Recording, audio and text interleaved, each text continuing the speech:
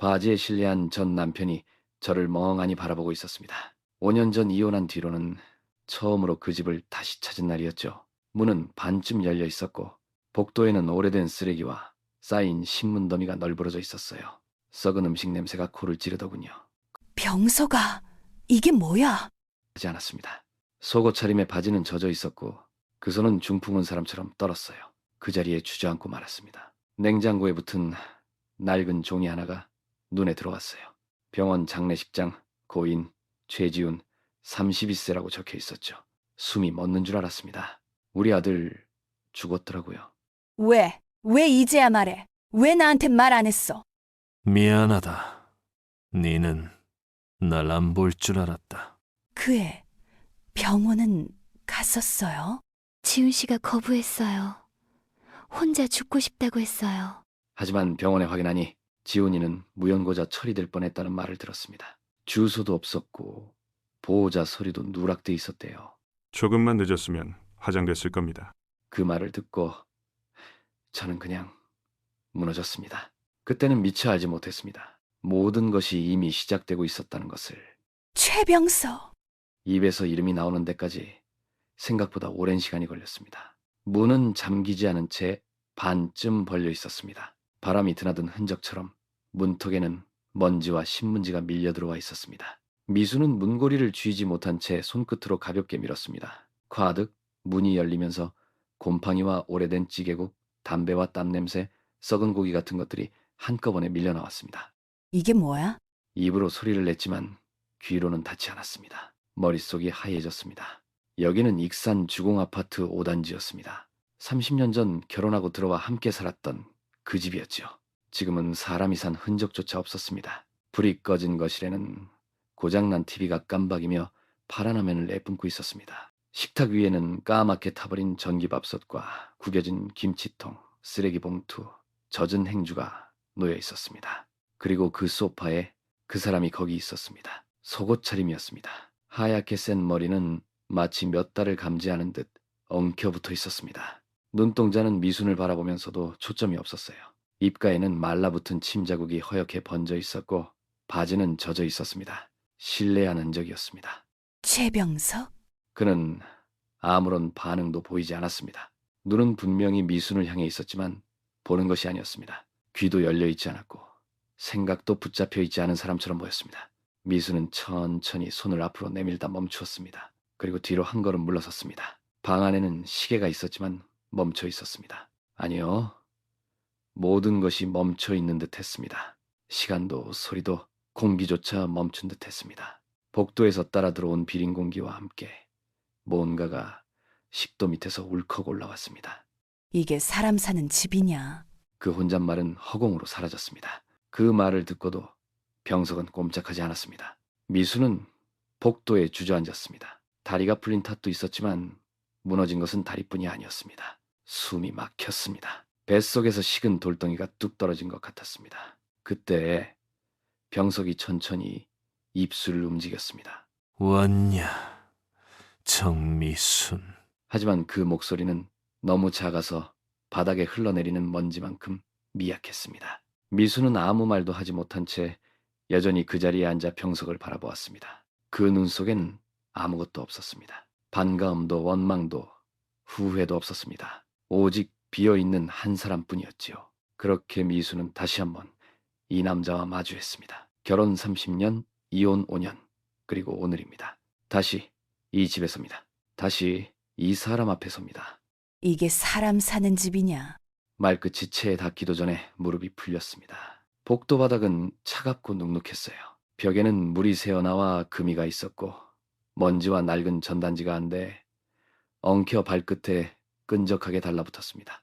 그 자리에 앉은 채 미수는 허공을 멍하니 바라보았습니다. 앞에 있는 건 사람이긴 했지만 더는 그 사람이 아니었죠. 그 얼굴로 날 본다고.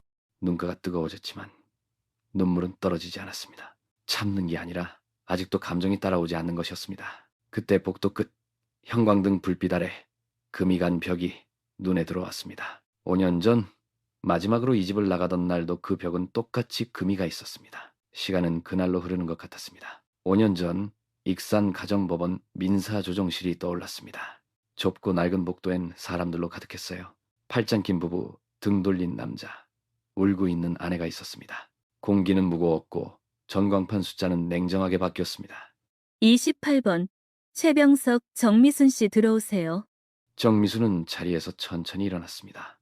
옆에 앉은 병석은 아무 말 없이 일어나 조정실 문을 열었어요. 와이셔츠에 검은 바지를 입었지만 다림질 하나 없이 구겨져 있었습니다. 특유의 담배 냄새가 따라왔지요. 두 분 모두 이혼 의사 확실하십니까? 예. 네 맘대로 해라. 말은 그렇게 했지만 얼굴에는 아무런 감정도 없었습니다. 펜을 들고 손가락 끝으로 인주를 찍어 서류에 꾹 눌렀습니다. 그것이 결혼 서약서가 아닌 파기 서류임에도 병석의 손놀림은 무심했어요. 정미수는 그 도장을 바라보았습니다. 그 도장 하나로 30년이 끝난다는 게 믿기지 않았습니다. 아니, 사실 이미 오래전에 끝났던 걸 지금에서야 종이 위에 옮기는 것뿐인지도 모른다고 느꼈습니다. 병석은 서류를 다 확인하지도 않고 의자에서 일어나 뒤돌아보지 않고 조정실을 나갔습니다. 문 닫히는 소리에 미수는 천천히 자신의 도장을 꺼냈어요. 손이 약간 떨렸습니다. 사인하시면 됩니다. 이걸로 법적 정리는 끝나고요. 정미수는 도장을 종이에 눌렀습니다. 그리고 손에서 빠져나간 도장이 바닥에 툭 떨어졌어요. 그 소리가 조용한 방 안에 맴돌았습니다. 요즘은 자식 다 크고 나서 이혼하시는 분들 많아요. 조용히 끝내는 게 나아요. 그 말에 미수는 애써 웃음을 지었지만 속은 뻘겋게 타들어가고 있었습니다. 며칠 후 전주 완산구 임대아파트로 옮겼습니다. 미수는 혼자 짐을 들고 새 집으로 들어왔어요. 단칸방, 형광등 불빛 하나뿐인 허전한 공간이었습니다. 바닥엔 생수한 병, 주먹밥 조그마한 라디오가 전부였죠. 그날 밤 불 꺼진 방 안에서 그녀는 한참을 앉아 있었습니다. 창문 바깥엔 바람 소리만 들렸어요. 이젠 누구 눈치도 안 봐도 되니까. 근데 눈치 볼 사람이 없다는 게 이렇게 쓸쓸할 줄은 몰랐지. 그날부터 5년이 흘렀습니다. 그 누구도 연락하지 않았어요. 병석도, 지훈도, 정미수는 그 애도 나처럼 포기했던 거라고 생각했습니다. 복도 바닥의 감촉이 다시 느껴졌습니다. 현재로 돌아온 미수는 떨리는 다리를 짚고 천천히 일어섰습니다. 문은 여전히 열려 있었습니다. 그 안엔 실내한 채 앉아있는 전 남편이 있었어요. 그리고 그 집은 여전히 5년 전 그날의 냄새를 머금고 있었습니다. 그렇게 앉아있기만 할 거야? 대답이 없었어요. 병석은 여전히 그 자리에 앉아 있었습니다. 소파도 아니었어요. 낡은 방석 위에 힘없이 기대 앉아 있었습니다. 바지는 여전히 젖어 있었고 손은 무릎 위에서 덜덜 떨리고 있었어요. 정미수는 손끝으로 벽을 짚으며 천천히 부엌 쪽으로 발을 옮겼습니다. 물 한 모금 마시고 싶어서였을까요? 아니면 그냥 무언가라도 붙잡고 싶었는지 모릅니다. 냉장고 위에는 라면 봉지 몇 개와 묵은 김치통이 엎어져 있었어요. 그 옆으로 약봉투와 빨간 사탕 껍질, 쓰다만 볼펜이 너저분하게 흩어져 있었습니다. 그중 눈에 들어온 것은 누렇게 바른 종이 한 장이었어요.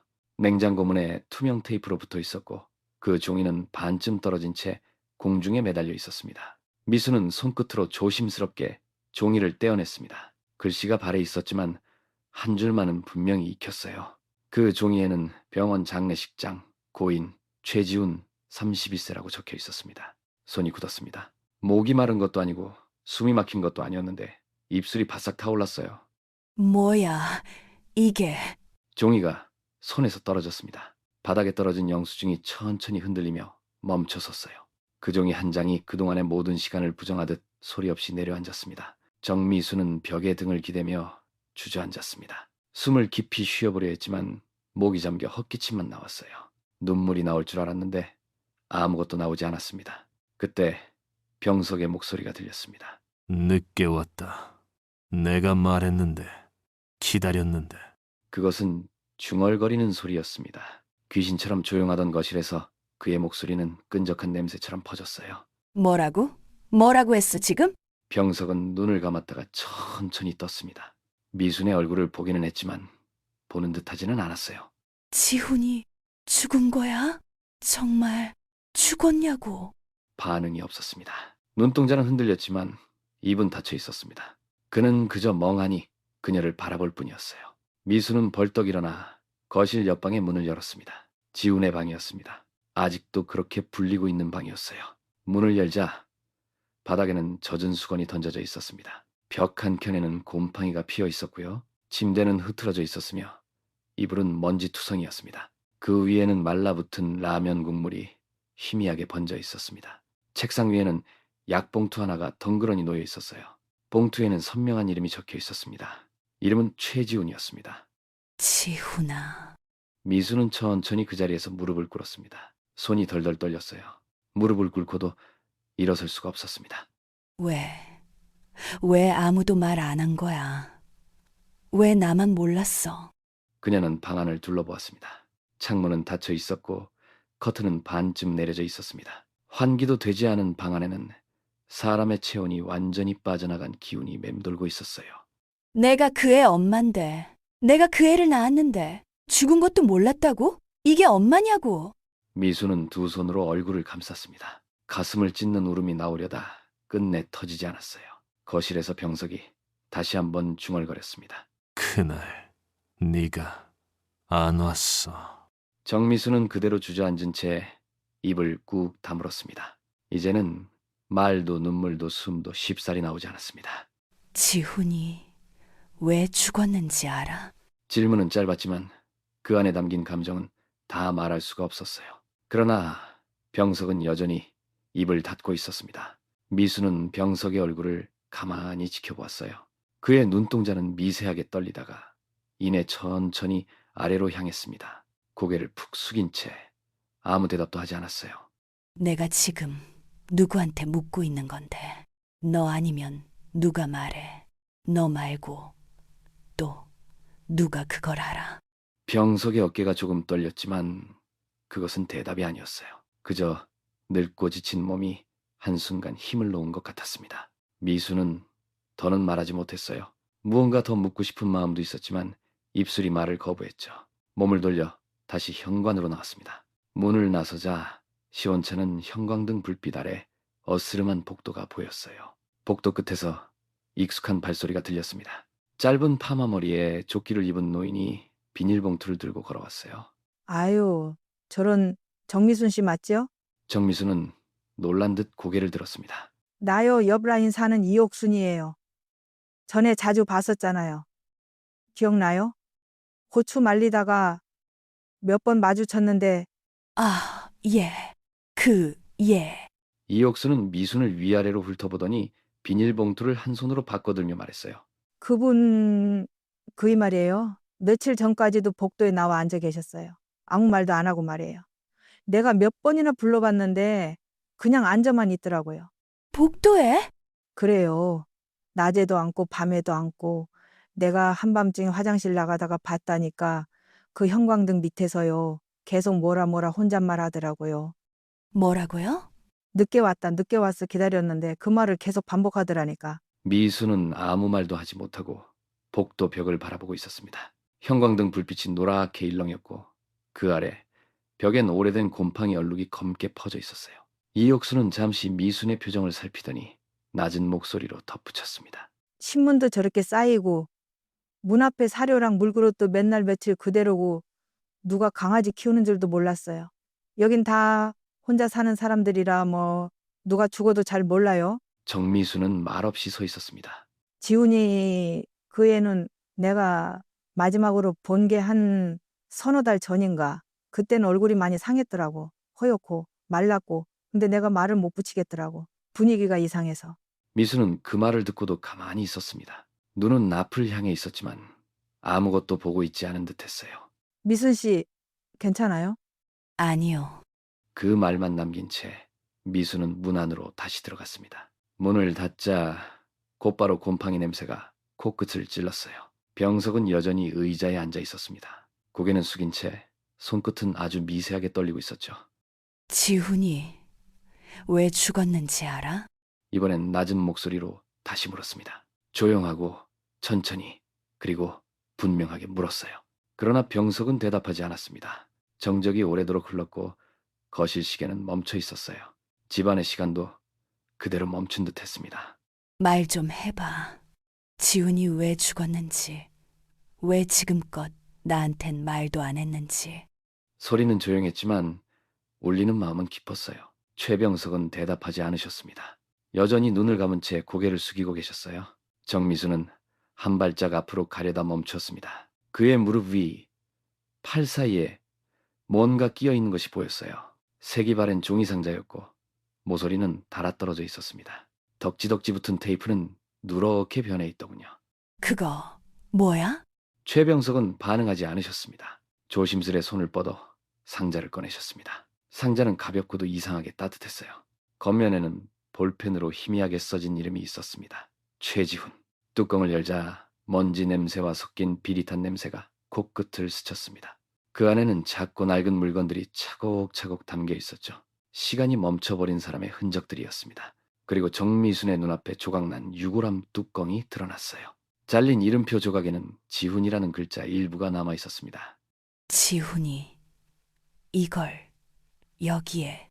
그 옆에는 손톱깎이 하나가 놓여 있었습니다. 미순이 지훈에게 초등학교 4학년 때 사준 것과 똑같은 모양이었죠. 어릴 적엔 발톱 자르기 싫다며 도망 다니던 아이가 이제는 이 조각난 상자 안에 전부 들어 있었습니다. 작은 열쇠고리, 낡은 사진 몇 장이 보였고 접힌 메모지 하나가 놓여 있었습니다. 글씨는 번지고 흔들려 있었지만 미수는 단번에 알아보았어요. 그 아이의 글씨체였습니다. 메모에는 엄마한테 전화할까 말까. 그만하자. 이제. 지훈아, 사진 한 장이 손끝에서 미끄러졌습니다. 젊은 시절의 미순과 지훈이 함께 찍힌 사진이었어요. 아이는 팔을 벌리고 웃고 있었고 미수는 어깨를 감싸 안고 있었습니다. 뿌옇게 바랜 색 속에서도 지훈의 눈빛만은 또렷하게 남아있더군요. 왜 이걸 혼자 갖고 있었어? 이걸. 상자를 끌어안은 순간 최병석이 고개를 들었습니다. 그의 눈은 충혈되어 있었고 입술은 바싹 말라 있었습니다. 그리고 처음으로 분명한 목소리가 흘러나왔습니다. 그날 네가 안 왔어. 뭐라고? 그날 애가 기다렸어. 너 온다 그랬는데 안 왔다고 하더라. 그날 이후로 애가 말이 없어졌어. 정미수는 상자를 끌어안은 채 그 자리에 그대로 앉아 있었습니다. 담배 냄새와 곰팡내, 썩은 음식물 냄새가 어지럽게 섞인 거실 한복판에서 무언가가 안에서 무너지는 소리가 들리는 듯 했습니다. 시계는 여전히 4시 37분을 가리키고 있었어요. 딱딱 소리는 나지 않았지만 미순의 가슴속에선 아주 느린 심장 소리가 맴돌고 있었습니다. 왜 지훈이 죽었다는 걸 나한텐 말 안 했어? 목소리가 거실을 찢듯이 울렸습니다. 병석은 움찔했지만 여전히 고개를 들지 않았어요. 입술이 말라붙은 듯 꿈쩍도 하지 않았습니다. 네가 무슨 권리로 그걸 숨겨? 그게 아빠야? 사람이야? 그게? 병석의 손이 천천히 무릎 위에서 오므라들었습니다. 그 손마저 부들부들 떨렸죠. 미안하다. 니는 날 안 볼 줄 알았다. 그 한마디는 너무 늦은 말이었어요. 변명이라 하기엔 너무 조용했고 후회라 하기엔 너무 메말랐습니다. 그걸로 끝이야? 네가 판단했어? 내가 올지 말지를? 그 애가 얼마나 외로웠을까? 그걸 상상이라도 해봤어? 병석은 고개를 더 깊게 숙였습니다. 미수는 그의 앞에 더는 서 있을 수 없어 그대로 돌아섰습니다. 두 손을 틀어쥐고 부엌으로 향했어요. 문턱을 넘자마자 코를 찌르는 곰팡내와 신김치 냄새가 훅 들어왔습니다. 창문은 닫혀 있었고 커튼은 곰팡이에 눌려 축축하게 매달려 있었죠. 싱크대엔 오래된 설거지물이 말라붙어 있었고 묵은지 국물이 그릇 밖으로 넘쳐 싱크대 바닥까지 번져 있었습니다. 더러워. 못 살아. 정말.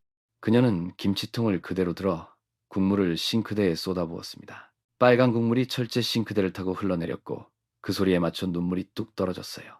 찬장을 열자 오래된 그릇들 사이에 사진첩 하나가 누워 있었습니다. 먼지를 털고 꺼내 펼치자 낡고 노랗게 바랜 사진들이 뚝뚝 떨어졌죠. 지훈이 유치원 때 운동회에서 달리는 사진이었고 그 뒤에선 미순과 병석이 미소를 짓고 있었습니다. 세 사람 모두 얼굴이 까맣게 탄 채 웃고 있었지만 그 웃음은 이 집 어디에도 남아있지 않았습니다. 이때만 해도 그냥 평범하게만 살고 싶었던 건데.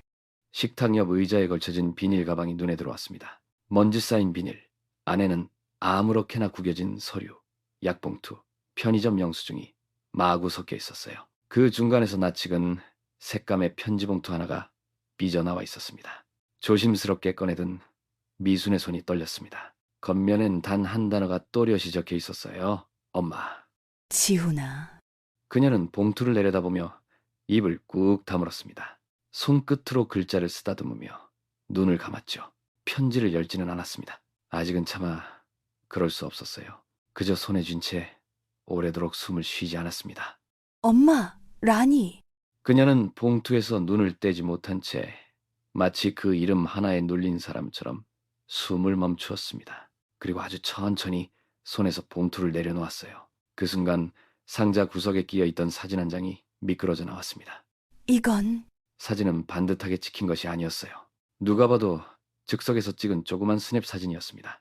지우는 익숙한 옷차림으로 앉아 있었고 그의 옆에는 젊은 여성이 있었지요.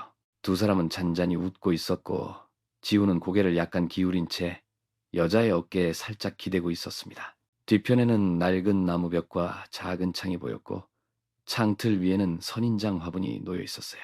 손글씨로 적힌 메뉴판에는 아메리카노 1,500원이라 쓰여 있었습니다. 누구지? 이 여자는?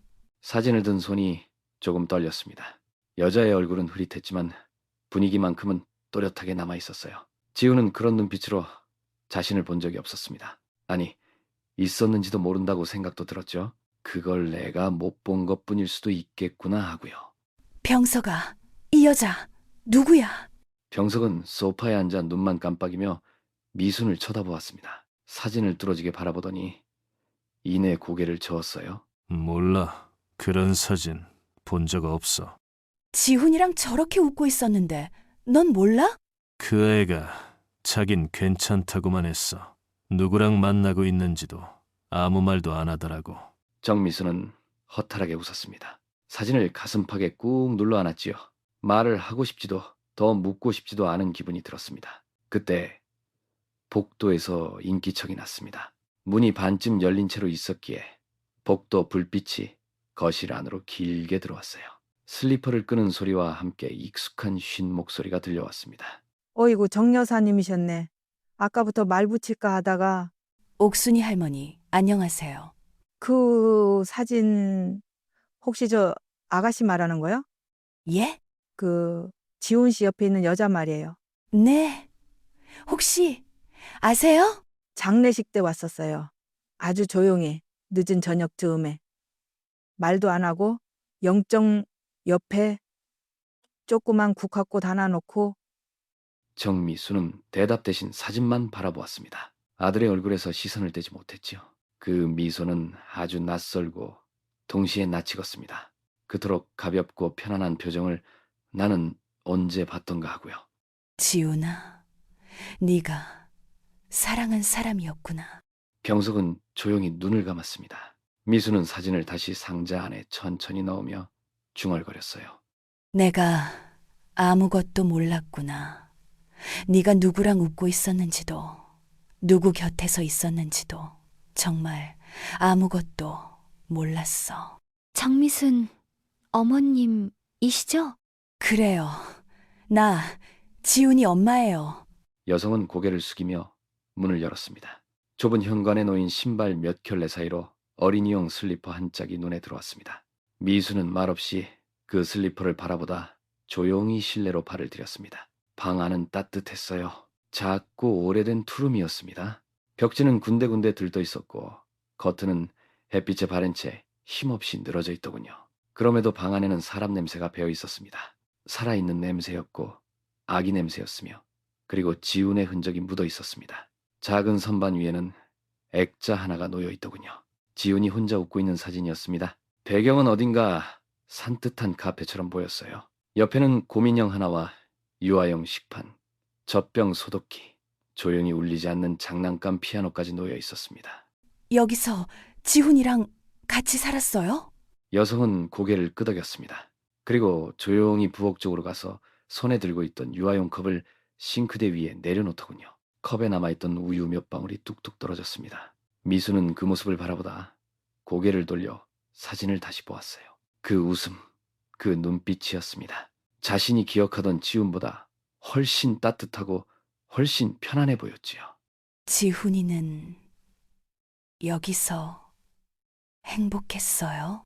예, 많이요. 그럼 그 아이는 미수는 말끝을 흐리며 방 한쪽에 놓인 장난감 바구니를 응시했습니다. 그 옆에는 작은 요람이 놓여 있었고 그 위엔 부드러운 담요가 정돈되어 있더군요. 아이, 지훈이 아이예요?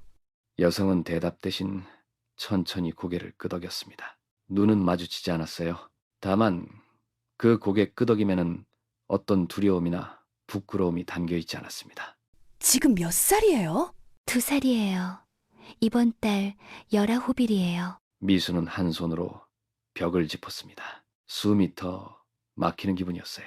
자신의 핏줄이 여기서 살아 숨쉬고 있다는 사실이 믿기지 않았습니다. 그런데 왜 아무도 나한테 지훈 씨가 그러더라고요.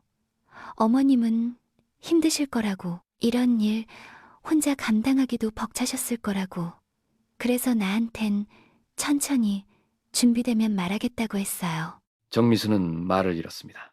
탁자 옆에 놓인 작은 그림 하나가 눈에 들어왔어요. 색연필로 그린 듯한 유치한 그림이었지요. 아빠, 엄마, 그리고 막대기처럼 그려진 나가 보였습니다. 지훈의 이름이 아이 글씨로 휘갈겨 적혀 있더군요. 그 아이 지금 친정에 맡겨놨어요. 아기 열이 있어서 병원 다녀오느라 조금 늦었어요.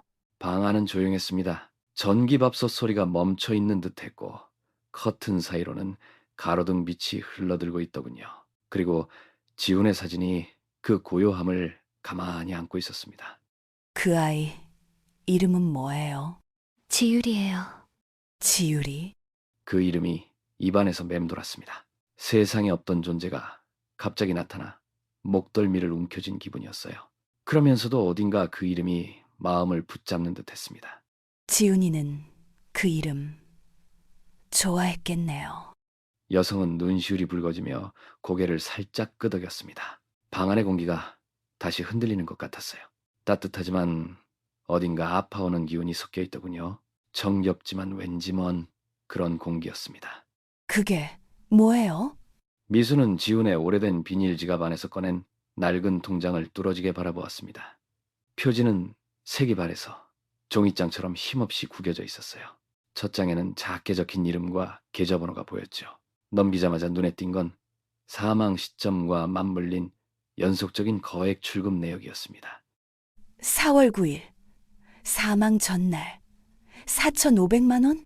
그녀는 손에 힘이 들어가며 다음 페이지를 넘겼습니다. 4월 10일 830만 원, 그리고 11일 25만 원, 잔액 0원. 뭐야 이게? 손이 떨렸습니다. 지훈이 그토록 조심하던 돈이었어요. 학자금 대출을 갚고 계약직 생활하면서도 악착같이 모았다고 들었는데요. 미수는 그 통장을 들고 다시 익산역 뒷골목 원룸으로 향하셨습니다. 저녁 어스름이 내려앉는 시간, 골목은 더 조용했고 눅눅했어요. 문을 열자 여자가 문 앞에서 아이를 재우고 있었습니다. 이 통장 당신 본 적 있어요? 아니요, 그건 처음 봐요. 거기 적힌 돈 그거 당신이 쓴 거 아니에요? 아니에요. 절대 아니에요. 지훈이 통장에서 사망하고 며칠 만에 몇 천만 원이 사라졌어요. 정세현은 침묵하셨습니다. 그 침묵은 거짓 같지 않았어요. 하지만 미수는 멈추지 않으셨습니다.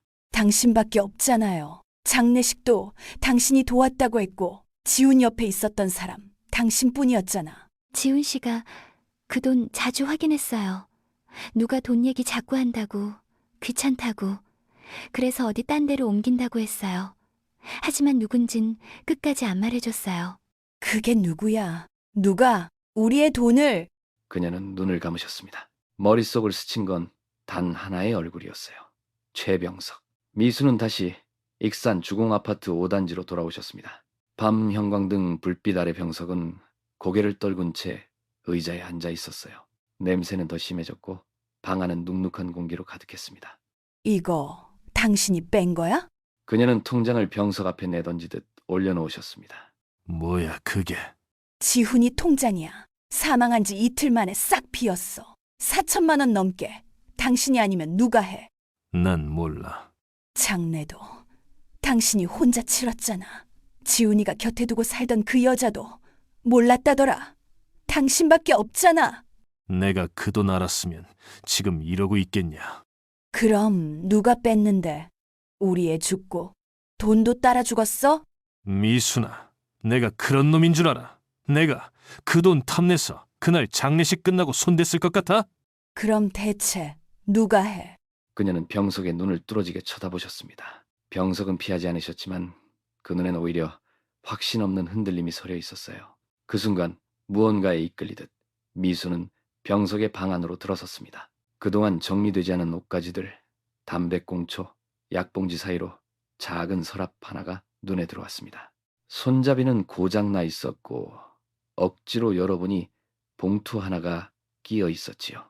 그 안에는 이름 없는 통장 사본과 수기로 적힌 메모들이 섞여 있었습니다. 잉크는 번졌고 숫자만 겨우 보였어요. 그중 하나, 구겨진 종이 뒷면에 적힌 글귀 하나가 눈에 들어왔습니다. 봉투 속 종이 뒷면에는 이건 엄마한테 말하지 마. 아직은 안 돼. 라고 적혀 있었습니다. 정미수는 그 자리에서 털썩 주저앉으셨습니다. 말도 눈물도 나오지 않았어요. 그저 종이의 글씨를 뚫어지게 바라보셨습니다. 지훈아, 너 누구를 그렇게까지 믿었길래 엄마한텐 끝까지 말 안 한 거니? 병원은 단 한 번도 안 갔다는 거죠? 네, 저희 익산시립병원에는 최근 1년간 내원 기록이 없습니다. 익산 시립병원 진료기록 창고 앞이었습니다. 창문 너머로 서류를 뒤적이던 직원이 안경 너머로 미순을 바라보았어요. 미순은 두 손을 맞잡은 채 말을 잇지 못했습니다. 그럼 3월이나 2월 혹시 응급실 기록 같은 거라도? 정확하게 말씀드리면 최지훈 씨는 2022년 12월 이후로 어떤 병원 기록도 없습니다. 건강검진도, 외래도, 응급실도요. 가슴이 답답했습니다. 아팠다고, 숨이 차서 잠도 못 잤다고, 속이 타들어간다고 그 여자아이가 말하지 않았던가요? 그런데 병원 기록은 하나도 남아있지 않았습니다. 익산역 원룸, 지훈과 함께 살던 그 여자에게 미수는 다시 전화를 걸었습니다. 지훈이 아프다고 했었다면서요? 네, 위가 안 좋다고 했어요. 한참을 토했어요. 숨 쉬는 것도 힘들어하고. 그런데 병원은 왜 안 갔죠? 가자고 했어요. 몇 번이나. 근데 지훈 씨가 안 가겠다고 했어요. 혼자 죽고 싶다고. 자꾸 그런 말을. 그걸 그냥 듣고만 있었어요? 그분이요. 누구요? 아버님이요. 지훈 씨 아버지. 뭐라고 했는데요? 병원은 돈 낭비라고. 그 병은 병원 가봐야 소용없다고 했대요. 돈 아깝다고. 미수는 숨이 막혔습니다. 그 사람 병석이가 그랬다고? 네. 지훈 씨가 울면서 그런 얘기를 했어요. 아버지는 내가 없어졌으면 좋겠을 거라고. 병원도 싫어하고 약값도 아깝다고. 됐어요. 그만 말해요. 전화를 끊은 미수는 익산 시립병원 장례기록실로 발걸음을 옮겼습니다. 기록실은 조용했고 기록 담당 직원이 조심스럽게 말을 건넸습니다. 최지훈 씨요. 잠시만요. 두꺼운 장부를 펼친 직원이 조용히 말문을 열었습니다. 2023년 4월 9일 사망. 장례 절차는 당일 야간에 신청되었고 사망 확인자 서명은 최병석입니다. 혼자였어요? 네, 저희 직원 말로는 밤늦게 혼자 오셔서 조용히 서류 작성하고 갔다고 했어요. 다른 가족은 없었습니다. 그 사람이 지훈이 죽은 것도 장례도 다 혼자? 네, 저희 기록엔 그렇게 남아 있습니다. 병원 기록실을 나서는 길이었습니다. 익산 시립병원 복도는 한산했고 벽시계 초침 소리가 유난히 또렷하게 들렸어요. 미수는 무거운 발걸음으로 다시 병석의 집으로 향했습니다. 주공 아파트 5단지 복도에는 여전히 신문 더미가 쌓여 있었습니다. 현관 앞에 멈춰섰을 때 말라붙은 사료그릇이 눈에 들어왔습니다. 벌어진 현관문 틈 사이로 보이는 병석의 등이 있었습니다. 그는 여전히 의자에 앉아있더군요. 미수는 문고리를 움켜쥐며 속으로 중얼거렸습니다. 지훈이는 아팠고 병원에 가지 못했고 죽기 전까지 혼자였고 그걸 알고도 막은 사람이 당신이라면 당신이 엄마라고 생각해? 그녀는 잠시 눈을 내리깔았어요. 대답 대신 문을 조용히 열고 안으로 들어섰습니다. 정미수는 따라 들어가며 문을 닫았죠. 낡은 원룸 안은 조용했습니다. 묵은 먼지 냄새와 젖은 기저귀 냄새가 열개 섞여 있었어요. 싱크대 옆에는 찌그러진 전기밥솥이 놓여 있었습니다. 그 위엔 식은 국과반쯤 남은 밥그릇이 올려져 있었네요. 방 한쪽 벽에는 유아 낮잠 시간표가 프린트된 종이가 붙어 있었습니다. 귀퉁이는 습기에 눅눅하게 젖어 있었고 그 밑에는 알록달록한 색연필 자국이 번져 있었어요. 병석 씨보다 제가 더 엄마 노릇했어요. 정미수는 순간 숨이 턱 막혔습니다. 말문이 막혔지만 억지로 내뱉었죠.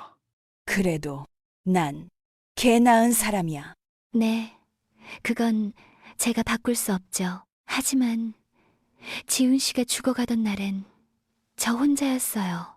정세현은 식탁 옆 의자에 앉았습니다. 정미수는 그녀 맞은편에 천천히 앉았어요. 정세현은 손가락을 꼼지락거리며 말을 이었습니다. 열이 오르고 숨을 쉬기 힘들다고 하던 날, 제가 손으로 그 사람 등을 쓰다듬고 온몸 닦아주고 약 사러 뛰어다니고 그런 거. 그 사람 아버지는 한 번도 안 했어요.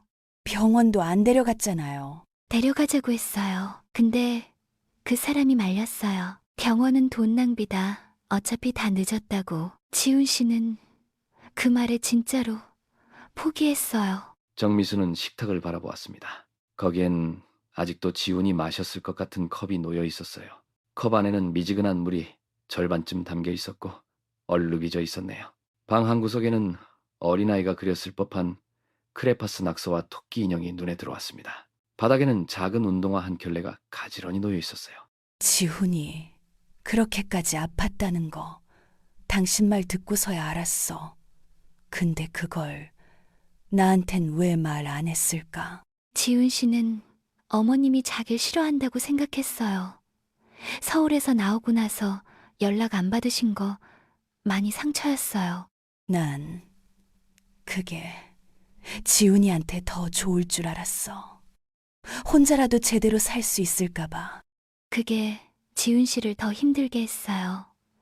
가족이 없다고 느끼니까 자기가 그냥 없어진다고 해도 아무도 모를 거라고 했어요. 마지막에요. 지훈 씨가 아이 얼굴 보고 웃었어요. 진짜 오랜만에 웃었어요. 근데 그때 이미 너무 늦었어요. 제가 막 병원 가자고 했는데 지훈 씨가 제 손 잡고 그냥 고맙다고 했어요. 정미수는 두 손을 꽉 움켜쥐었습니다. 손등 위로 핏줄이 솟구쳤고 눈에서는 말라붙은 눈물이 떨어졌어요. 그 애가 그렇게까지 힘들었던 걸 왜 난 몰랐을까? 내가 뭘 그렇게 잘났다고 다 끊고 살았을까? 정세현은 조용히 일어나 서랍에서 종이 한 장을 꺼냈습니다. 그것은 크레용으로 삐뚤빼뚤 적힌 아이의 낙서였어요. 그 아래엔 또렷하게 적혀 있었습니다.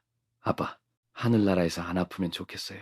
아빠처럼 착한 사람 되려고 해요. 그 아이가 쓴 거예요. 아직 아빠가 누군진 모르지만 전 얘한테 지훈 씨 이야기 해주려고요. 매일 밤마다. 정미수는 아무 말도 하지 못한 채 그 종이를 내려다보았습니다.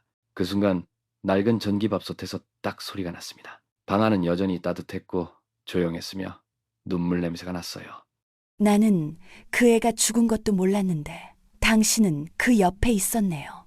정세현은 고개를 떨구었습니다. 대답도 하지 않았고 고개도 젓지 않으셨습니다. 그저 입술을 꼭 다문 채 고요히 앉아 있었습니다. 방 안에는 스탠드 조명이 하나뿐이었고 창문 밖에는 봄비가 조용히 내리고 있었어요. 창가에 맺힌 빗물이 천천히 흘러내려 유리창을 적셨습니다. 정미수는 한참을 그렇게 앉아 있었습니다. 소리도 없이 있었고 말도 하지 않았습니다. 내가 그의 엄마 맞나 싶더라고요.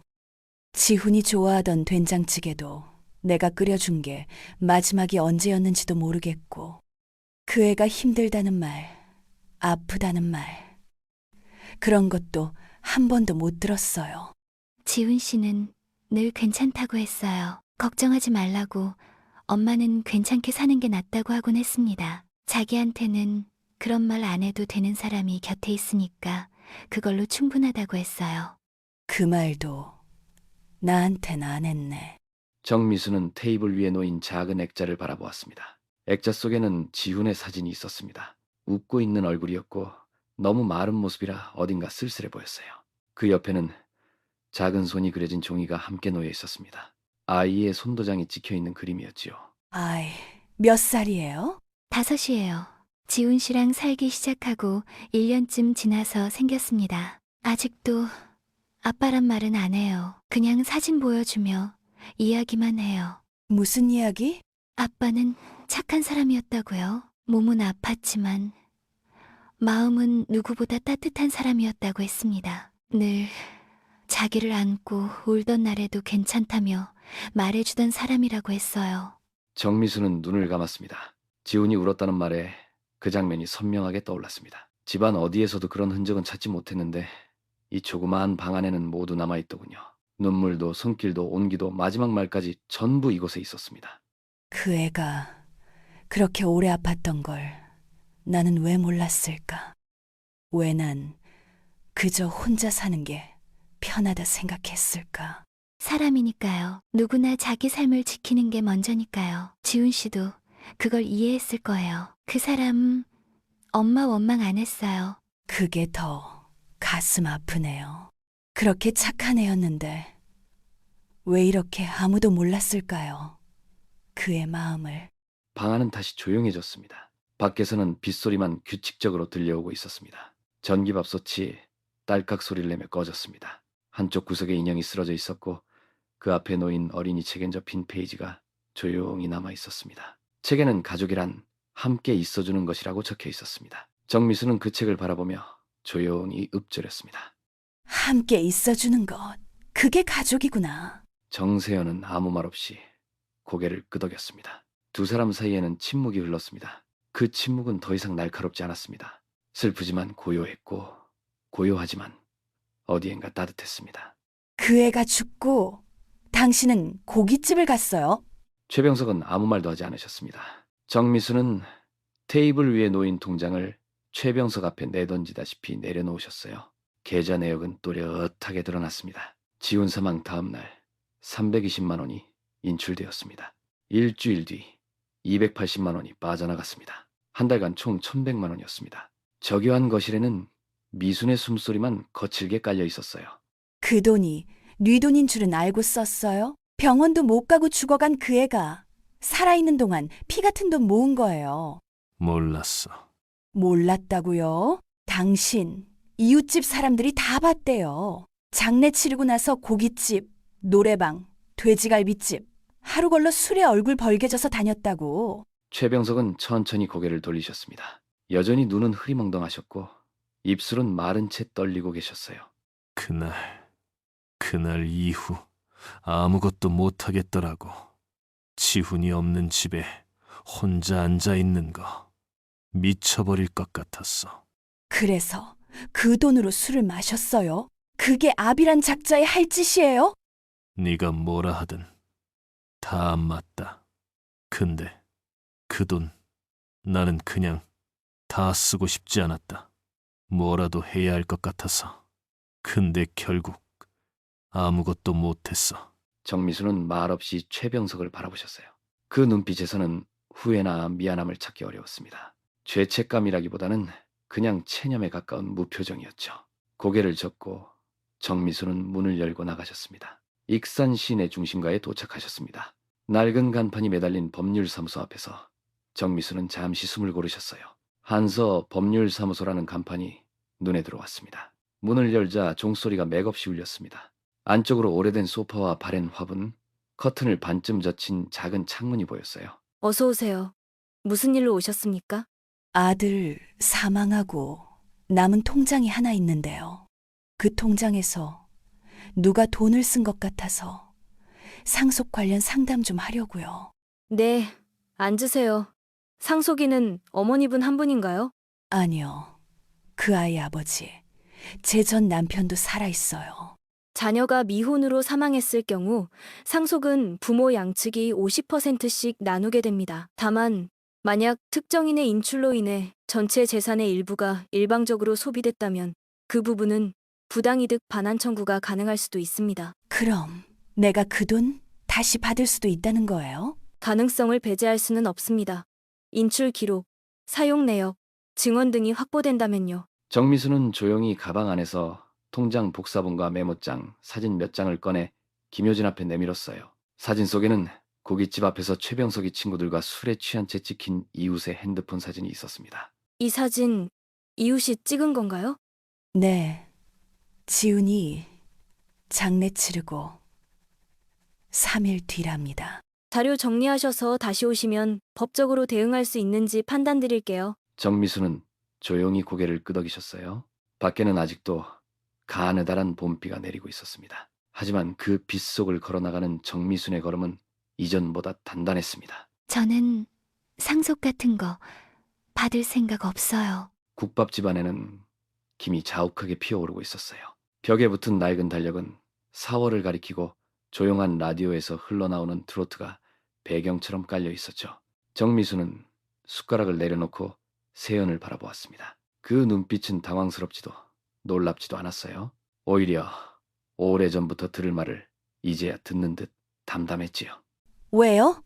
애 아빠 유산이면 그 아이 몫이기도 한데. 그건 지훈 씨 몫이기도 하지만 지훈 씨 마음은 그런 게 아니었어요. 그 사람 돈 한 푼 없을 때도 저랑 애한텐 늘 따뜻했어요. 아프다고 투정 부린 적 한 번 없었고요. 전 그냥 옆에 있고 싶어서 있었던 거예요. 정미수는 김이 나는 국물 위에 시선을 고정한 채 말을 잇지 못했습니다. 눈앞에 있던 콩나물국에서 김이 잦아들고 있었어요. 나는 그 애가 죽은 것도 몰랐어요. 죽고 나서야 이렇게 찾아왔고. 그런데 당신은 곁에 있었네요. 그건 어머니 잘못 아니에요. 지훈 씨가 어머니 걱정시키기 싫다고 했어요. 정말 끝까지 어머니 말만 하셨어요. 정미수는 그 말에 눈을 감았습니다. 콩나물국에 담긴 콩나물들이 어지럽게 흔들리는 모습이 마치 그녀의 마음처럼 보였어요. 그녀는 천천히 손을 내밀어 세연의 손등을 덮었습니다. 따뜻한 감촉이 전해졌어요. 지현 씨, 정말 고맙네요. 누가 뭐래도 당신이 없었으면 그 애 혼자 쓸쓸하게 죽었을 거예요. 아니에요. 어머니는 끝까지 지훈 씨 마음속에 있었어요. 둘 사이엔 더 이상의 말이 필요 없었습니다. 조용한 국밥집 탁자 위엔 김이 서리고 있었어요. 가끔씩 들리는 수저 소리와 콩나물이 부서지는 소리. 그것이 오늘의 대화였지요. 상속, 상담 하려고요. 번호표 뽑으시고요. 서류 있으시면 같이 준비해 주세요. 익산 시민법률상담소 2층에 와 있었습니다. 한쪽 벽엔 시민의 권리는 지켜져야 합니다라는 문구가 붙어 있었어요. 정미순 씨는 구겨진 비닐 소리봉투를 가슴팍에 꼬가는 채 조심스럽게 앉아 있었습니다. 옆자리에는 경로당에서 온 듯한 노인 부부가 조용히 수군거리고 있었죠. 불러지는 번호에 따라 조용히 문이 열리고 닫혔습니다. 74번 들어가세요. 네, 정미수는 자리에서 일어나 조심스레 상담실 문을 밀었습니다. 그 안엔 검정 자켓을 단정히 걸친 중년 여성 변호사가 앉아 있었습니다. 책상 한쪽엔 김효진 변호사라는 명패가 놓여 있었어요. 어서 오세요. 상속 관련 상담이라고 들었습니다. 네. 아들 몫인데요. 남편이, 아니, 전 남편이 그걸 혼자 가져간 것 같아서요. 혹시 사망진단서나 관련 계좌 내역 같은 서류 가지고 계신가요? 정미수는 봉투에서 신문지에 쌓인 통장 복사본, 장례식 영수증, 사진 몇 장, 그리고 아들이 남긴 쪽지까지 꺼냈습니다. 김효진은 꼼꼼히 서류를 넘기며 고개를 끄덕였습니다. 이 통장? 사망일 이후 며칠 만에 전액 인출됐네요. 명의는 아드님 단독 명의 맞죠? 네, 제 아들이에요. 지훈이 32살이었어요. 당시 장례는 누가 치렀죠? 그 사람, 병석이요. 전 남편이요. 저한텐 아무 말도 안 했어요. 지훈이 죽은 것도, 장례도 다 끝난 다음에야. 그럼 유족 동의 없이 단독으로 처리한 거네요. 그 사람이 지훈 사망한 후 돈을 찾아서 고깃집 다니고 여행도 다니고 그랬다고 이웃들이 그러더라고요. 김효진은 볼펜을 내려놓고 천천히 정미순을 바라봤습니다. 그녀의 표정에는 연민보다도 분노에 가까운 단호함이 담겨 있었어요. 이 경우 상속 관련의 소송까지 가지 않더라도 조치를 취할 수 있습니다. 사망 시점 통장, 내역 확보, 인출 경위, 그리고 그 돈이 아드님 단독 재산이었다는 정황 증거가 필요해요. 증언도 필요하죠. 지훈이 돈이란 걸 주변 사람들도 알아요. 그 사람이 어떻게 사는지도요. 네, 가능하면 병석 씨가 해당 자산을 사적으로 썼다는 정황도 수집하세요. 식당 영수증, 현금 인출 내역, 병원 기록, 특히 병석 씨가 사인을 단독 확인했으면 거기서 시작할 수 있어요. 정미수는 두 손을 무릎 위에 올려놓고 고개를 깊이 끄덕였습니다. 지친 기색 하나 없이 눈동자에는 오래 참고 살아온 이들만이 가질 수 있는 결기가 서려 있었죠. 지훈이 꼭 지켜내고 싶어요. 살아서도 죽어서도 그렇게 혼자 버티게 할 순 없어요. 그 마음 증거와 절차로 도와드릴게요. 포기하지 마세요. 지훈 씨는 혼자 남긴 게 아니에요. 정미수는 그 말에 조용히 눈을 감았습니다. 다시 눈을 떴을 땐 무거웠던 마음이 조금은 가벼워진 듯했어요. 그녀는 봉투를 꼭 쥐고 상담실을 나섰습니다. 익산시청 앞 봄날의 바람이 조용히 그녀의 머리카락을 흩날리고 있었습니다. 이 집 처분합시다. 최병석은 멍하니 벽만 바라보더니 천천히 고개를 돌렸습니다. 방 안은 어둡고 눅눅했어요. 창문은 오래 닫혀 있었는지 먼지와 곰팡이로 얼룩져 있었고 형광등은 간헐적으로 깜빡였습니다. 당신 혼자 여기 살아봐야 뭐해. 냄새만 더 배고 마음만 썩지. 여기서 지훈이랑 살았어. 이 집은 지훈이 방이 있었던 집이야. 그 애는 이 꼴로 살길 원하지 않았어요. 살아 있었다면 여길 떠났겠지. 병석은 말없이 일어났습니다. 어깨는 축 처져 있었고 걸음은 뚝뚝 끊겨 보였어요. 거실에 흩어진 신문지와 곰팡이 핀 옷가지들을 한참 바라보다가 다시 천천히 소파에 앉더군요. 정미수는 작은 방으로 들어가 옛 서랍장을 열었습니다. 먼지 낀 파일들 사이에서 지훈의 초등학교 상장을 발견했어요. 노란 종이는 가장자리가 닳고 찢어져 있었고 금빛 테두리 속에 선명하게 적혀 있었습니다. 모범 어린이상 최지훈 익산 땡땡 초등학교라고 적혀 있더군요. 그 아래에 종이 한 장이 접힌 채 끼워져 있었습니다. 색이 바랜 줄문의 메모지였어요. 펼치자 어린 글씨체가 눈에 들어왔습니다. 그래는 엄마, 나중에 돈 많이 벌면 이 집 고쳐줄게. 그때까진 꼭 여기 살아 있어줘요. 지훈 올림이라고 적혀 있었어요. 정미수는 그 자리에 주저앉았습니다. 손에 들린 메모가 부들부들 떨렸습니다. 벽시계는 멈춰 있었고 찌든 커튼 사이로 흐린 오후 햇살이 겨우 한 줄기 비쳤습니다. 지훈아, 이 방에서 그렇게 기다렸구나. 엄만 그걸 몰랐다. 손끝이 종이를 따라 천천히 움직였습니다. 그 글씨, 그 말투, 그때 그 아이가 떠올랐습니다. 다시 거실로 나온 정미수는 소파에 앉은 병석을 향해 조용히 말했습니다. 팔아서 반은 지훈 몫으로 정리하고 나머진 당신 요양비로 써요. 이 집 더는 지훈이 집 아니에요. 아니, 우리 집도 아니야. 그냥 정리해요. 끝까지 간 건 지훈이 뿐이었어요. 병석은 무겁게 고개를 숙였습니다. 그 눈가엔 물기가 맺혀 있더군요. 그는 아무 말 없이 한참을 그렇게 앉아 있었습니다. 정미수는 방 안을 마지막으로 둘러보았습니다. 벽지는 들뜬 채 찢겨 있었고 책상 위엔 먼지가 소복이 쌓여 있었습니다. 고장난 시계는 여전히 3시 12분을 가리킨 채 멈춰 있었습니다. 지훈아, 미안하다. 엄마, 이제야 치우네. 그녀는 등을 돌리고 문을 열었습니다. 밖은 아직도 어두웠고 복도엔 바람이 스쳤습니다. 지훈아, 엄마가 늦게 와서, 너무 늦게 와서 미안하다. 상위에 놓인 김치전에서 김이 천천히 올라오고 있었습니다. 옆에는 달걀말이와 조그마한 유리컵에 담긴 콜라 한 잔이 놓여 있었어요. 향 3가닥이 일정한 간격으로 타들어가며 연기는 고요히 천장을 향해 떠올랐죠. 정미수는 무릎을 꿇은 채 두 손을 가지런히 모았어요. 그녀의 입술은 바르르 떨렸고 눈가는 이미 젖어 있었습니다. 지훈 씨, 저 왔어요. 오늘은 가족들이 다 모였어요. 정세현은 상옆에 앉아 조심스럽게 접시에 음식을 덜었어요. 조그만 수저 위로 달걀말이 하나가 얹어졌습니다. 당신이 좋아하던 그 달걀말이에요. 제가 만들었어요.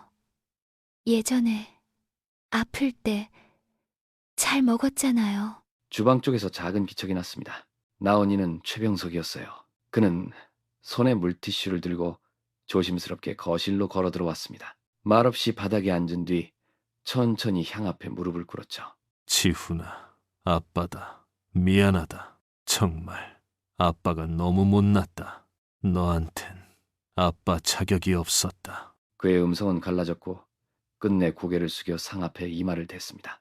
정미수는 그를 똑바로 쳐다봤지만 아무 말도 하지 않았어요. 다만 입술을 꼭 다문 채 시선을 떼지 못했습니다. 참 안 됐어요, 지훈 씨. 참 착한 아드님이었는데 너무 일찍 갔죠. 한 번도 얼굴 찡그리는 걸 본 적이 없어요.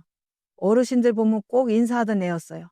정미수는 손등으로 눈물을 훔쳤습니다. 그녀는 조심스럽게 젓가락을 들어 콩나물 무침을 하나 덜었어요. 그걸 접시에 놓으며 작게 중얼거렸습니다. 네가 제일 좋아하던 거 잊지 않았어. 콩나물, 김치전, 달걀말이, 그리고 콜라. 생일이 아니어도 네가 먹고 싶어 했잖아. 정세현은 머뭇거리다 옆으로 다가와 종이 상자에서 지훈의 작은 액자 하나를 꺼내 상 위에 놓았어요. 사진 속 지훈은 따뜻한 웃음을 머금고 있었습니다. 이 사진, 당신이 마지막으로 웃은 날이에요. 그날 정말 행복해 보였어요. 거실은 향냄새로 가득했습니다. TV는 꺼져 있었고 그 대신 시계 초침 소리가 작게, 아주 작게 울리고 있었죠. 그래도 이젠 갔으니 가는 길이라도 외롭지 않게 해줘야지. 정미수는 병석을 향해 잠시 눈길을 보냈습니다. 말없이 그를 보며 그녀는 깊게 숨을 들이켰어요. 우린 잘 보냈다. 지금부터라도 잘 살아보자. 너 없는 세상이라도 견뎌볼게. 지훈의 사진을 향해 모두가 다시 고개를 숙였습니다. 한동안 아무도 말하지 않았어요. 말은 필요 없었죠. 그들은 조용히 절을 올렸고 향연기는 천천히 조용히 천장을 타고 올랐습니다. 지훈이 처음 울던 날 기억나냐? 병원에서 간호사들 다 나가고 둘이 처음 마주했을 때 그때 나 겁먹었었어. 이 작은 아이 하나가 내 책임이라니. 난 아버지처럼 안 살 거라 다짐했는데 정작 애 울음소리에도 겁부터 났더라. 당연하지. 나도 그랬어. 근데 넌 혼자 짊어지려 했지. 그땐 말만 하면 다툼이었잖아. 너는 너대로 지쳐 있었고 나도 먹고 사는데 정신없었고. 지금 그 말이 무슨 소용이 있겠어. 그래도 이렇게라도 말하고 싶었어. 지훈이한텐 늘 내가 맞다고 생각했어. 애가 그렇게 힘들어 하는데도 못 본 척했고 내가 아프단 말은 꺼내지도 못하게 했고. 그러다 죽었잖아. 그 애는 우리 둘 다 아무것도 못 해줬어. 지훈이가 병원 가겠다고 했을 때 돈 아깝다고 막은 건 나였어. 그땐 진짜 병이 그리 심각한 줄 몰랐어. 알았어도 달라졌을까? 우린 늘 뭔가 한 박자씩 늦었잖아. 그 애 임종할 때 나 혼자 있었어. 숨 넘어가기 직전에 입을 벌리더라. 마지막 말이 엄마였어. 그 말을 나한텐 안 하더라. 그때 알았어. 그 애 마음속에 난 없었다는 거. 그 애는 그냥 우리 둘 다 그리웠던 거야. 그리움도, 서운함도, 미움도 다 엄마 아빠라서 생긴 거야. 그래서 미안하단 말은 못하겠더라. 그 애는 이미 떠났고 나는 이제 와서야 이렇게 떠드는 거니까. 그래도 말해야지. 우리 둘 다 살아있잖아. 죽은 사람에겐 못해도 산 사람끼리는 해야지. 미순아, 나 이제 어떻게 살아야 할까? 천천히 밥 잘 챙겨 먹고 옷 잘 챙겨 입고, 누가 말하면 웃고, 고맙다고 말하고, 사람처럼 살아. 그게 가능할까? 나도 모르지. 근데 지훈이 없다고 우리까지 사람 아닌 것처럼 살 순 없잖아. 고맙다, 미순아. 이젠 늦어도 같이 늦으면 좀 덜 춥더라. 베란다 너머 바람이 잦아들고 있었습니다. 별은 여전히 흐렸지만 그 희미한 빛이 두 사람의 얼굴 위로 천천히 내려앉고 있었어요. 여기 맞지? 시립추모공원. 3층. 맨 안쪽 복도. 왼쪽에서 네 번째 칸. 추모공원의 유리문을 지나자 은은한 향냄새가 퍼졌습니다. 그와 함께 정막이 내려앉았어요. 경면 가득 유골함들이 질서 정연하게 놓여 있었습니다. 하나같이 꽃과 액자, 장난감, 손편지들이 자리를 지키고 있더군요. 미수는 병석을 따라 천천히 걸었습니다. 저기다. 지훈이 이름 맞아. 명패에는 최지훈 1991에서 2023이라고 적혀 있었습니다. 검은 바탕의 작은 명패 아래로는 장난감 자동차와 국화꽃이 가지런히 놓여 있었어요. 미수는 그 앞에 조심스럽게 무릎을 꿇었습니다. 지훈아, 엄마 왔다. 많이 늦었지. 미안하다, 아들아. 병석은 두 손을 모아 합장하고 고개를 깊이 숙였습니다. 그는 눈을 감은 채 한참 동안 아무 말도 하지 않았습니다. 그 조용한 순간 납골당의 공기는 시간마저 멈춘 듯 정적에 잠겼습니다. 너 없이 산다는 게 이리 미안한 일인지 몰랐어. 아들아, 얼마나 외로웠니? 잘 가라, 아들아. 그동안 고생 많았다. 미수는 유골함의 유리에 손을 얹었습니다. 손끝으로 전해지는 차가운 유리의 감촉이 가슴을 더 저리게 했습니다. 여기 그 아가씨가 놓고 간 거니? 장난감, 콜라 마시면서 잘 놀았던 그 시절, 네가 좋아했던 거. 그 애가 자주 왔다더라. 밤에도 혼자. 아무 말 없이 그냥 앉아만 있다 가고. 그래도 지훈이는 외롭지 않았을까요? 그게 더 아프다. 묵념이 끝난 뒤 두 사람은 말없이 자리에서 일어났습니다. 복도 끝을 향해 걸어가던 중 미순이 조심스럽게 병석의 팔을 잡았습니다. 병석은 잠시 멈춰 그녀를 바라보더군요. 우리 이제 서로 탓하지 말자. 그래. 지훈이한테 미안한 마음. 살아서 조금이라도 갚자. 남은 시간이 얼마나 될진 몰라도 너랑 같이 천천히 살아볼게. 창밖으로 봄 햇살이 흐리고 부드럽게 비춰왔습니다. 추모공원 입구를 지나며 두 사람의 그림자가 나란히 늘어섰어요. 어느새 고요한 바람이 옥기 사이를 스쳐 지나갔습니다. 무연고자 통보서 여기 있습니다. 사망 신고가 사흘이나 늦었습니다. 원래대로라면 다음 날 무연고 화장 대상에 포함됐을 뻔했어요. 무연고요? 우리 지훈이가? 예, 보호자 연락처도 없었고 주소지도 누락되어 있었고요. 시신 인도 신청도 없었기 때문에 내부 규정상 그렇게 분류됐습니다. 미수는 손에 쥔 얇은 서류 봉투를 멍하니 바라보았습니다. 서류 위에 찍힌 무연고 사망자 도장이 선명했어요. 갑자기 손끝이 싸늘해지더니 뺨을 타고 눈물이 흘러내렸습니다. 그 애가 세상에서 사라질 뻔했단 거네요. 이름도 없이 제사도 없이 누구한테도 기억되지 못하고 그렇게. 다행히 사일째 되는 날 보호자분 최병석 씨가 오셔서 사망 확인하고 서명하셨습니다. 그래서 화장 절차는 진행됐지만 무연고는 피했어요. 하마터면 내가 우리 애를 못 찾을 뻔했네요. 죽은 줄도 모르고.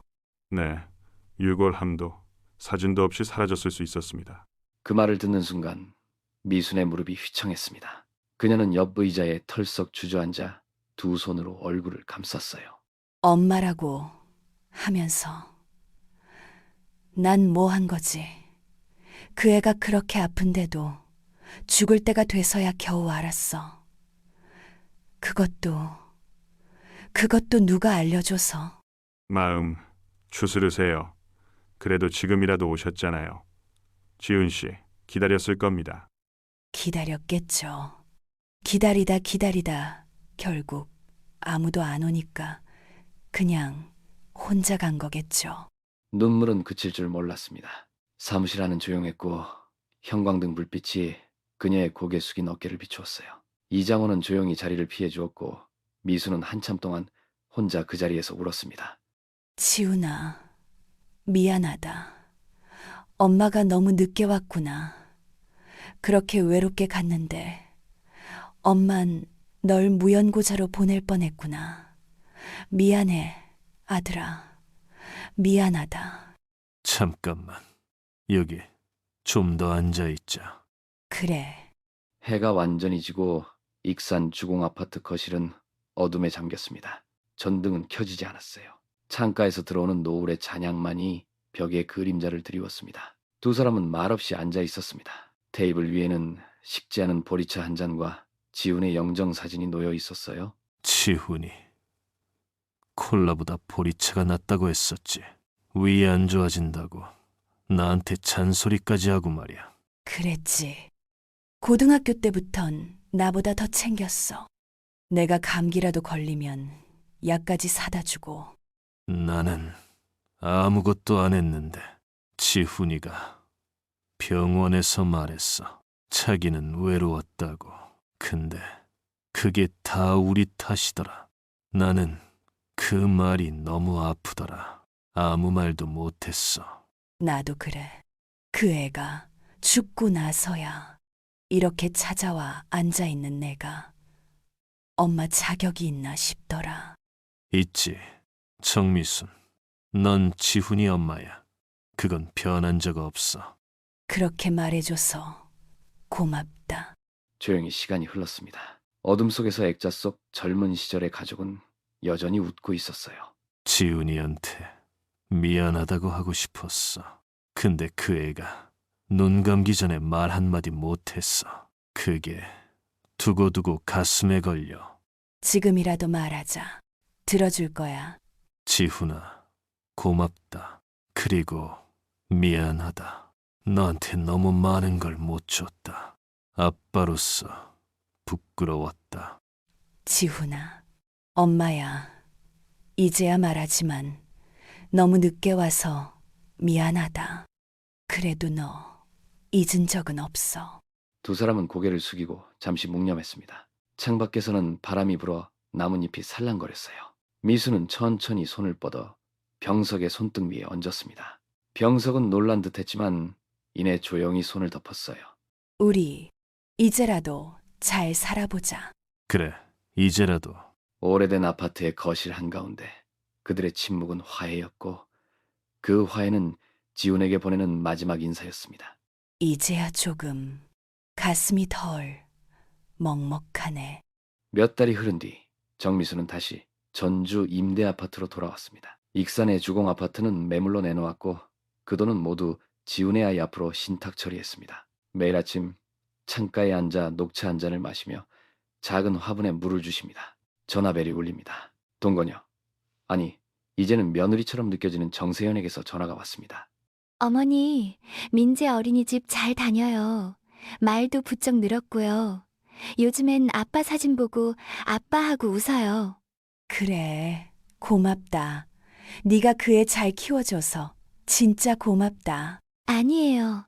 어머니가 민재 통장 만들어주시고 보육교사 과정도 알아봐주시고 저도 힘이 나요. 전화를 끊고 한참 생각에 잠기셨습니다. 어쩌면 이 나이에도 누군가에게 엄마가 될 수 있겠구나 싶었습니다.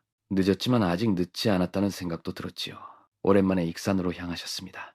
지훈의 납골 땅에는 국화 한 송이와 그가 좋아하던 조청을 들고 갔습니다. 지훈아, 너한테 자랑할 거 있어. 민재 잘 크고 있어. 엄마가 그 애 봐줄 거다. 네가 못해준 모, 나랑 그 애 엄마가 같이 할게. 잠시 눈을 감고 손을 모으셨습니다. 너도 이제 편히 쉬어라. 처음으로 지훈의 영정 앞에서 웃으셨습니다. 그 웃음은 슬픔이 아닌 감사의 마음에서 비롯된 것이었습니다. 병석은 노인정에 나가기 시작했습니다. 여전히 말수는 적으시지만 이제는 지훈 이야기도 꺼내실 수 있게 되었습니다. 내가 못난 아빠였지. 그래도 마지막엔 그놈 덕분에 나도 다시 살아난 것 같아. 어느 날 조심스럽게 정미순에게 묻습니다. 혹시 민재, 내가 데리고 운동장 한번 데려가 봐도 되겠나? 그래, 아빠 노릇 이제라도 좀 해봐. 노을이 지는 운동장입니다. 병석은 민재의 손을 잡고 천천히 걸으십니다. 할아버지, 새다. 병석은 하늘을 올려다보며 천천히 미소를 지으셨습니다. 그래. 저기 우리 지훈이도 날고 있겠지.